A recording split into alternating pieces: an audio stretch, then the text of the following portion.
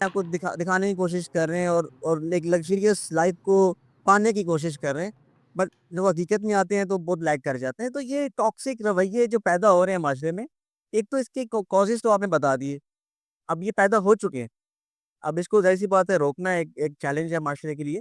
تو اس پہ اب کیا حکمت عملی بنائی جائے کہ ان ٹاکسک رویوں کو ود ان فیملی یا ود ان سوسائٹی ان کو ختم کیا جائے یا کسی حد تک کرٹیل کیا جائے؟ ٹھیک ہے، اچھا جہاں تک بات ہوگی ہے کہ ختم کیا جائے، میرا تھوڑا سا پرسپیکٹو الگ ہے۔ دیکھیں جو ہمارے معاشرے میں سائیکولوجسٹ موجود ہیں ان سے میرا بالکل ہٹ کے ہے۔ وہ کہتے ہیں کہ مثال کے طور پر آپ کو ایک، اگر ذات خود آپ میرے پاس آئے ہیں بطور کلائنٹ، ٹھیک ہے، اور آپ کو کوئی ذہنی مسئلہ ہے، مثال کے طور پر آپ کو اپنے پارٹنر کے ساتھ ٹاکسک رویے کی وجہ سے ایشوز ہیں، تو آپ اور آپ کا پارٹنر آئے گا دیٹس اٹ۔ تو ہمارے ہاں جو موجود سائیکولوجسٹ ہیں وہ کیا کرتے ہیں، آپ کی انڈیویجول تھراپیز کریں گے، آپ کا کاؤنسلنگ کریں گے، ٹھیک ہے، اور آپ کو بتائیں گے اور آپ کو پوری ایک ہسٹری کے ساتھ لے کے چلیں گے۔ لیکن میرا سوال اس سے آگے شروع ہوتا ہے، وہ یہ ہے کہ اس کے بعد کیا؟ آپ آئیں گے میرے پاس، میں آپ کو تھوڑے ٹائم کے لیے یا کچھ لمٹس کے لیے آپ کو ٹھیک کر دوں گا، لیکن بعد میں آپ جا کہاں رہے ہیں؟ کیا آپ نے ہر وقت میرے ساتھ رہنا ہے؟ کہ ہر وقت میں آپ کو گائیڈ کرتا ہی رہوں گا؟ مطلب ماحول کا بڑا اثر ہوتا ہے، ابھی کہنا جی بالکل۔ اب آپ دیکھیں آپ کس ماحول سے آئے ہیں، اب جس ماحول سے آئے ہیں اسی ماحول میں آپ واپس جائیں گے۔ اگر میں آپ کی کاؤنسلنگ بھی کر دوں تو واپس آپ نے اسی ماحول میں جانا ہے جہاں پر یہ ٹاکسک رویے، ٹاکسک ریلیشن شپ پیدا کیے جا رہے ہیں۔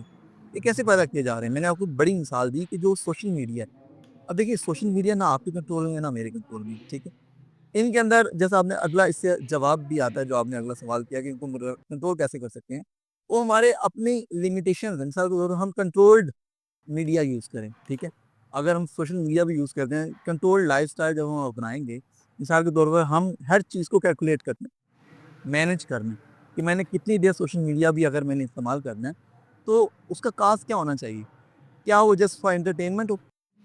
انٹرٹینمنٹ کے لیے اور ایکٹیویٹیز بھی تو کی جا سکتی ہے، ایسے ہی ضرورت نہیں ہے کہ صرف سوشل میڈیا۔ لیکن کچھ لوگ ایسے بھی ہیں کہ جو سوشل میڈیا کو گڈ کاز کے لیے استعمال کر رہے ہیں، وہاں سے اپنی ریسرچ بلڈ اپ کر رہے ہیں، وہاں سے اپنا نالج بلڈ اپ کر رہے ہیں۔ وہ ایک بات ہے کہ وہ سینسرڈ نالج نہیں ہے، وہ انفلٹرڈ نالج ہے، غلط بھی ہے، فیک بھی ہے، صحیح بھی ہے۔ اب آپ کو خود فائنڈ آؤٹ کرنا پڑتا ہے کیا چیز ہے کیا غلط ہے۔ تو وہی بات ہے کہ کچھ چیزیں میرے اور آپ کی کنٹرول میں نہیں ہیں۔ تو بذات سائیکولوجسٹ میں آپ کی تو تھراپی کر دوں گا، آپ کی تو کاؤنسلنگ کر دوں گا، لیکن آپ نے واپس اسی معاشرے کے اندر جانا ہے جہاں سے آپ وہ ٹاکسک رویے پیدا کر رہے ہیں۔ تو اس کے اندر میں وہی بات کروں گا کہ میں تو اکیلا نہیں کچھ کر سکتا، ٹھیک ہے۔ ہاں اگر مختلف سائیکولوجسٹ، مختلف ماہرین نفسیات اگر اس کے اوپر بھی سوچ وچار کریں، مل کے بیٹھیں، تو ہو سکتا ہے اس کا حل نکل آئے، اور امید ہے حل تو ہر چیز کا ہوتا ہے، اگر ہم مل کے بیٹھیں گے تو حل نکل بھی آئے گا۔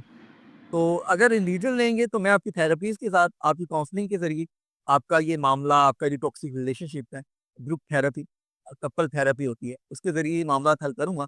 لیکن اگر آپ ایک کولیکٹیو سوسائٹی کی بات کر رہے ہیں جہاں پر یہ رویے ڈیولپ ہو گئے ہیں، تو یہ ایک سسٹمیٹیکل وے کے ساتھ ہی ہو سکتا ہے۔